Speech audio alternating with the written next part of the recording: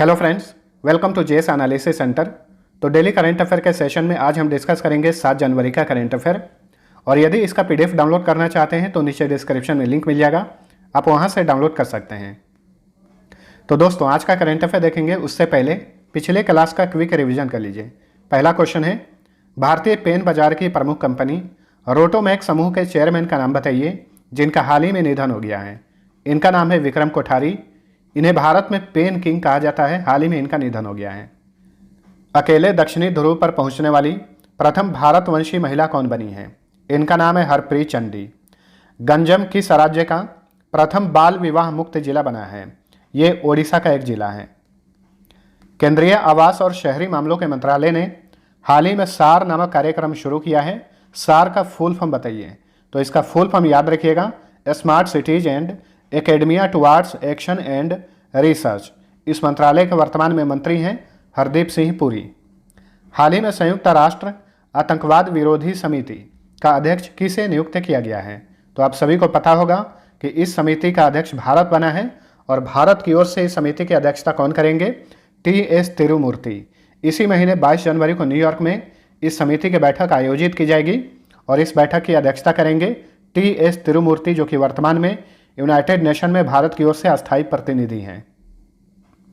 अंतर्राष्ट्रीय सौर गठबंधन फ्रेमवर्क समझौते पर हस्ताक्षर करने वाला 102वां देश कौन बना है? तो यह है एंटीगुआ और Barbuda. US India business council के नए अध्यक्ष कौन बने हैं? अतुल कैशप, जो कि भारतीय मूल के अमेरिकी नागरिक हैं। अमेरिकी नौसेना के इतिहास में अमेरिकी परमाणु पोत का नेतृत्व करने वाली पहली महिला कौन बनी है? इनका नाम है एमी बॉन्ड शिम्ट। अनाथ बच्चों की मां के नाम से मशहूर किस समाज सेवी का हाल ही में निधन हो गया है? सिंधु ताई सपकाल, जो कि महाराष्ट्र की रहने वाली थी। हाल ही में इनका निधन हो गया है। इन्हें इसी साल भारत सरकार ने पद्मश्री पुरस्कार से सम्मानित किया था। हाल ही में लोसार महोत्सव कहाँ पर मनाया गया? लद्दाख में मनाया गया। और ध्यान रखिएगा, लोसार महोत्सव जो है लद्दाख के अलावा हिमाचल प्रदेश में और 2 भारत के पड़ोसी देश हैं नेपाल और भूटान, इन देशों में भी ये महोत्सव मनाया जाता है। फोटो पत्रकारिता श्रेणी में 2019 के लिए रामनाथ गोयनका पुरस्कार किसने जीता है? जिशान ए लतीफ ने। तो अब चलिए, आज का पहला क्वेश्चन है, हाल ही में विश्व युद्ध अनाथ दिवस यानी world day of war orphans कब मनाया गया? तो हाल ही में ये दिवस मनाया गया 6 जनवरी को। हर साल 6 जनवरी को ही विश्व युद्ध अनाथ दिवस मनाया जाता है। इस दिवस का उद्देश्य क्या है? तो इस दिवस का उद्देश्य पूरी दुनिया में युद्ध से अनाथ हुए बच्चों की दुर्दशा के बारे में जागरूकता फैलाना और उन बच्चों की देखभाल करना है। इस दिवस की शुरुआत फ्रांस की एक संगठन ने की थी। उस संगठन का नाम है SOS इन्फेंट्स एंड डिस्ट्रेसेस। तो याद रखिएगा, हर साल 6 जनवरी को विश्व युद्ध अनाथ दिवस मनाया जाता है। अभी हाल ही में जनवरी माह में जो भी इंपॉर्टेंट दिवस मनाए गए हैं उन्हें भी याद रखिए। वैश्विक परिवार दिवस 1 जनवरी को मनाया गया। हर साल इसी दिन ये दिवस मनाया जाता है। और विश्व ब्रेल दिवस ये हर साल 4 जनवरी को मनाया जाता है। चलिए, अगला क्वेश्चन है, हाल ही में किस देश में कोरोना वायरस का नया वेरिएंट IHU का पहला मामला देखा गया है? तो देखिए, कुछ दिन पहले ही कोरोना वायरस का एक नया वेरिएंट ओमिक्रॉन सामने आया था। और याद रखिएगा, ओमिक्रॉन पहली बार साउथ अफ्रीका में देखा गया था। वहीं IHU ये कोरोना वायरस का एकदम लेटेस्ट वेरिएंट है और इसका पहला मामला देखा गया है फ्रांस में। Option C right answer. अगर आपसे IHU का फुल फॉर्म पूछें तो इसका फुल फॉर्म भी याद रखिए, इंस्टीट्यूट्स हॉस्पिटलों यूनिवर्सिटीज, इसका फुल फॉर्म होगा, जो कि कोरोना वायरस का ये नया वेरिएंट है। फ्रांस की बात करें तो ये यूरोपियन कंट्री है। इसके राजधानी है पेरिस। वर्तमान में यहाँ के राष्ट्रपति हैं इमैनुअल मैक्रों। यहाँ के प्रधानमंत्री हैं जीन कैस्टेक्स। 2 करेंसी चलते हैं यहाँ पर, यूरो तथा CFA फ्रैंक। यहाँ पे हम बात किए हैं पेरिस का। पेरिस में बहुत सारे अंतर्राष्ट्रीय संगठन स्थित हैं, इन्हें भी याद रखिए। यूनेस्को, आर्थिक सहयोग और विकास संगठन, स्मारकों और स्थलों पर अंतर्राष्ट्रीय परिषद, इन सभी का मुख्यालय पेरिस में है। अच्छा, कोरोना वायरस का बात चल गया है। कोरोना वायरस से रिलेटेड भी बहुत सारे इंपॉर्टेंट क्वेश्चन बनते हैं, इनका फटाफट रिवीजन कर लीजिए। भारत में कोविड टीकाकरण की शुरुआत कब की गई थी? 16 जनवरी 2021 को PM मोदी ने इसकी शुरुआत की थी। और भारत में पहली बार कोविड-19 का टीका किस व्यक्ति को लगाया गया? तो इनका नाम है मनीष कुमार, जो कि दिल्ली स्थित एम्स के सफाई कर्मचारी हैं। वहीं भारत में 15 से 18 वर्ष के आयु के बच्चों के लिए कोविड-19 टीकाकरण की शुरुआत हाल ही में की गई है 3 जनवरी 2022 से। 100% कोरोना टीकाकरण करने वाला भारत का पहला राज्य कौन सा है? हिमाचल प्रदेश। 100% कोरोना टीकाकरण करने वाला भारत का पहला केंद्र शासित प्रदेश कौन सा है? अंडमान और निकोबार। वहीं 100% कोरोना टीकाकरण करने वाला भारत का पहला शहर कौन सा है? भुवनेश्वर।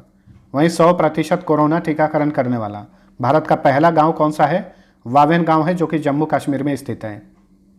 कोवैक्स पहल चलाई जा रही है गरीब देशों को मुफ्त में कोविड-19 टीका देने के लिए। तो इस पहल के तहत मुफ्त में टीका पाने वाला विश्व का पहला देश कौन सा है? अफ्रीकी देश घाना।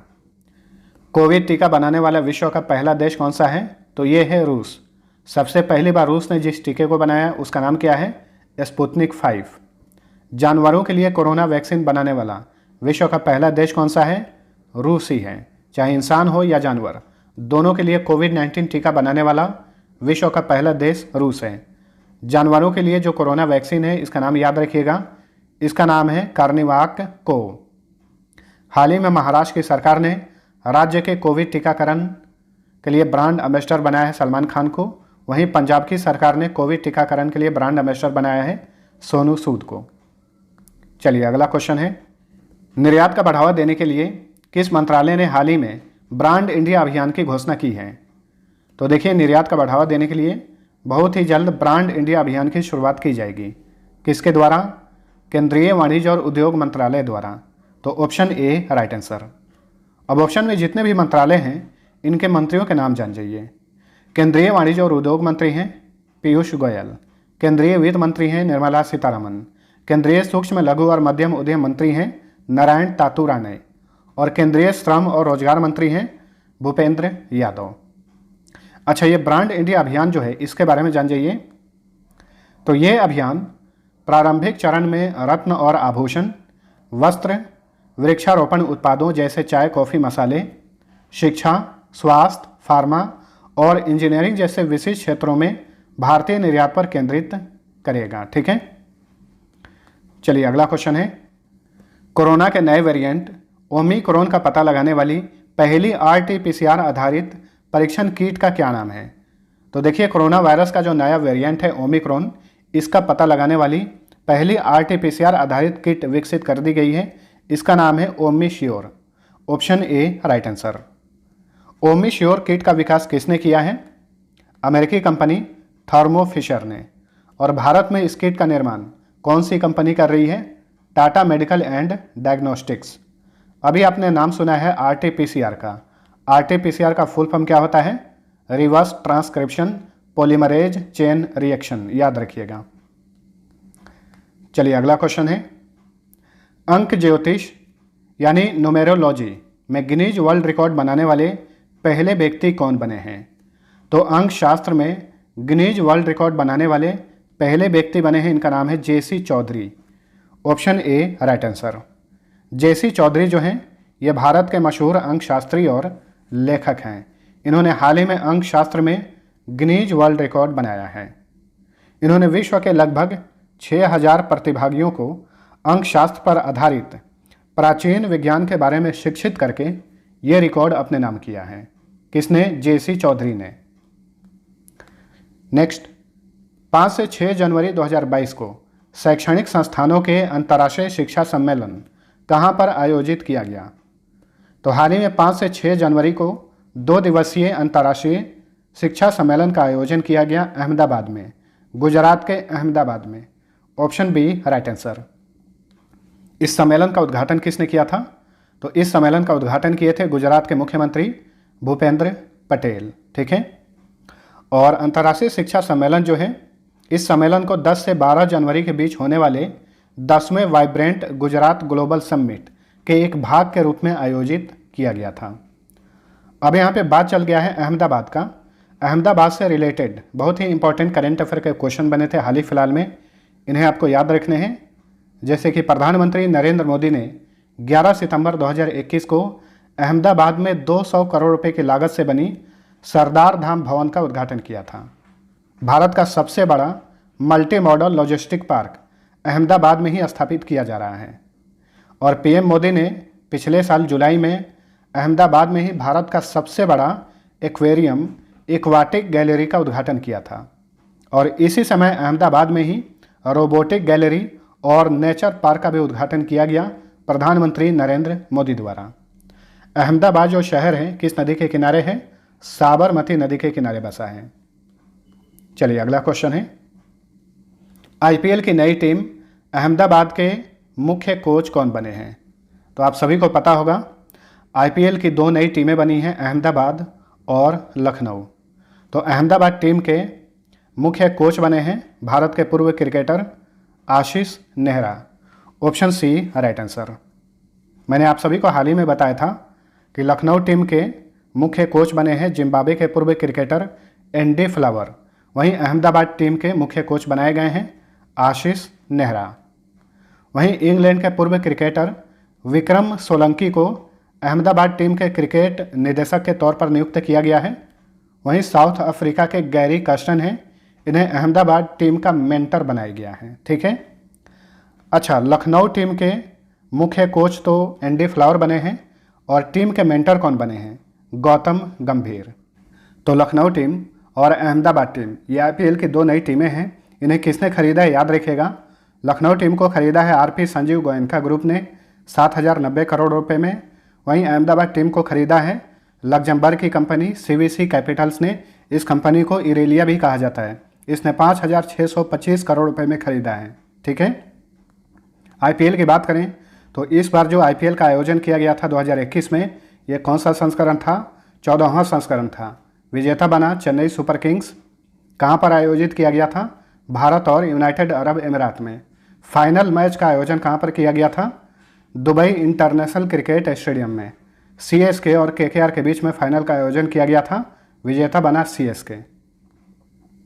चलिए अगला क्वेश्चन है, 12 से 16 जनवरी के बीच 25वें राष्ट्रीय युवा महोत्सव 2022 की मेजबानी कौन करेगा? तो देखिए 2022 के लिए राष्ट्रीय युवा महोत्सव की मेजबानी सौंपी गई है केंद्र शासित प्रदेश पुडुचेरी को। तो ऑप्शन डी राइट आंसर। ये भी याद रखिए हर साल 12 जनवरी को राष्ट्रीय युवा दिवस मनाया जाता है और इसी अवसर पर इस बार 12 से 16 जनवरी के बीच राष्ट्रीय युवा सप्ताह भी मनाया जाएगा। ठीक है। राष्ट्रीय युवा महोत्सव की शुरुआत कब की गई थी? 1995 में। पुडुचेरी की बात करें तो यह भारत का केंद्र शासित प्रदेश है। इसका गठन हुआ था 1 नवंबर 1954 को। राजधानी पांडिचेरी। वर्तमान में यहाँ के मुख्यमंत्री हैं एन रंगास्वामी। लेफ्टिनेंट गवर्नर हैं तमिलिसाई सुंदरराजन। इनके पास अतिरिक्त प्रभार है। वर्तमान में तमिलिसाई सुंदरराजन जो हैं ये तेलंगाना के राज्यपाल हैं। पुडुचेरी के चीफ सेक्रेटरी हैं अश्विनी कुमार। पुडुचेरी में 4 जिले हैं। कौन सा जिला किस राज्य में स्थित है इसे भी याद रखिएगा। पुडुचेरी और कराईकल यह तमिलनाडु में स्थित है। माहे जिला केरल में है। यनम जिला आंध्र प्रदेश में है। यहाँ पर लोकसभा सीट की संख्या 1, राज्यसभा सीट 1, विधानसभा सीट की संख्या 33 है। चलिए अगला क्वेश्चन है, ट्रिपल जंप में ओलंपिक में 3 बार के स्वर्ण पदक विजेता विक्टर डेनिलोविच सानेव का निधन हो गया है। उनका संबंध किस देश से था? तो विक्टर डेनिलोविच सानेव ये रूस के थे और ट्रिपल जंप में ओलंपिक में 3 बार के स्वर्ण पदक विजेता थे। तो याद रखिएगा कहाँ के थे? रूस के थे। वैसे इनके पास जॉर्जिया की भी नागरिकता थी। अब रूस का बात चल गया है तो इसके बारे में जान लीजिए जितने भी इंपॉर्टेंट फैक्ट्स बनते हैं आगामी परीक्षाओं के लिए। रूस जो है क्षेत्रफल के हिसाब से विश्व का सबसे बड़ा देश है और रूस के एशिया वाले भाग को साइबेरिया कहा जाता है। रूस एक ऐसा देश है जो कि एशिया और यूरोप दोनों महाद्वीप में फैला हुआ है। तो रूस के एशिया वाले भाग को साइबेरिया कहा जाता है। बैकाल झील ये दुनिया की सबसे गहरी झील है। ये रूस में ही स्थित है। रूस और ईरान की सीमा पर स्थित है कैस्पियन सागर झील। ये विश्व की सबसे बड़ी खारे पानी की झील है। अगर क्वेश्चन पूछे कि भारत की सबसे बड़ी खारे पानी की झील कौन सी है तो वो है चिल्का झील जो कि उड़ीसा में है। रूस की प्रमुख नदियां हैं डॉन, वोल्गा, अमूर, येनेसी, लीना और ओब। इसमें वोल्गा नदी जो है ये रूस के यूरोपीय भाग में बहती है और ये यूरोप की सबसे लंबी नदी है। विश्व की सबसे लंबी नदी है नील नदी। एशिया की सबसे लंबी नदी है यांगत्जे नदी चीन में है। ट्रांस साइबेरियन रेल मार्ग जो है ये दुनिया का सबसे लंबा रेल मार्ग है, जो कि रूस के मॉस्को को व्लादिवोस्तोक से जोड़ता है। रूस की राजधानी मॉस्को मोस्कावा नदी के किनारे है। रूस के 2 प्रसिद्ध शहर हैं, स्टालिनग्राद ये वोल्गा नदी, लेनिनग्राद नेवा नदी के किनारे हैं। रूस की राजधानी है मॉस्को। यहाँ के राष्ट्रपति हैं व्लादिमीर पुतिन। रूस में एक प्रस्ताव पारित किया गया है, उसके हिसाब से व्लादिमीर पुतिन जो हैं ये 2036 तक वहाँ के राष्ट्रपति बने रहेंगे। रूस में राष्ट्रपति का कार्यकाल 6 साल का होता है। वर्तमान में व्लादिमीर पुतिन का 4था कार्यकाल चल रहा है, 2024 में समाप्त होगा। उसके बाद फिर से ये 2 टर्म तक वहाँ के राष्ट्रपति बने रहेंगे। भारत में राष्ट्रपति का कार्यकाल कितने साल का होता है? 5 साल का। रूस के वर्तमान में प्रधानमंत्री हैं मिखाइल मिशुस्टिन। यहाँ की संसद का नाम है ड्यूमा और करेंसी का नाम है रशियन रूबल। चलिए अगला क्वेश्चन है, $500 मिलियन में किसने साइबर सुरक्षा स्टार्टअप सिंप्लीफाई का अधिग्रहण कर लिया है? ये भी एक इम्पोर्टेंट अधिग्रहण है। तो साइबर सुरक्षा स्टार्टअप है सिंप्लीफाई, इसका अधिग्रहण कर लिया है गूगल ने। कितने में? $500 मिलियन में। Option B right answer. अभी हाल ही फिलहाल में जो भी महत्वपूर्ण अधिग्रहण किए गए हैं इन्हें भी याद रखिएगा। $23 करोड़ में साइबर सुरक्षा परामर्श कंपनी है एडगिल, इसका अधिग्रहण किया है भारतीय IT कंपनी विप्रो ने। वहीं $100 मिलियन में सोडियम आयन बैटरी बनाने वाली कंपनी है फेराडियन, तो फेराडियन का अधिग्रहण कर लिया है Reliance new energy solar limited ने। वहीं $125 मिलियन में एलिस इंडिया और ग्रीन इन्वेस्टमेंट्स का अधिग्रहण किया है हाल ही में भारतीय टेक कंपनी टेक महिंद्रा ने। गूगल की बात करें तो गूगल की स्थापना की गई थी 4 सितंबर 1998 में। इसका मुख्यालय अमेरिका के कैलिफोर्निया में है। कैलिफोर्निया को ही विश्व का सिलिकॉन वैली कहा जाता है। अगर पूछे भारत का सिलिकॉन वैली किसे कहा जाता है तो बेंगलुरु को। गूगल के संस्थापक हैं लैरी पेज और सर्गी ब्रिन। गूगल के वर्तमान में CEO हैं सुंदर पिचाई, जो कि भारतवंशी हैं, इसलिए याद रखिएगा। ठीक है, तो फ्रेंड्स यह था हमारा आज का करंट अफेयर। वीडियो पसंद आया है तो लाइक और शेयर जरूर करना। पिछले क्विज का आंसर जान लीजिए। पहला क्वेश्चन था जूनियर हॉकी विश्व कप 2021 का खिताब किसने जीता है? इसका राइट आंसर था ऑप्शन बी अर्जेंटीना। दूसरा क्वेश्चन था निम्न में से किस राज्य की सरकार ने महिलाओं के लिए बैक टू वर्क योजना शुरू की है? इसका राइट आंसर था ऑप्शन डी राजस्थान। अब चलिए आज का पहला क्विज है, फार्मूला 1 सऊदी अरब ग्रैंड प्रिक्स 2021 का खिताब किसने जीता है? दूसरा क्वेश्चन है 2021 मिस ट्रांस ग्लोबल यूनिवर्स का खिताब जीतने वाली प्रथम भारतीय कौन बनी है? दोनों क्वेश्चन का आंसर नीचे कमेंट करके बताइए। मिलते हैं अगले वीडियो में, तब तक के लिए टेक केयर।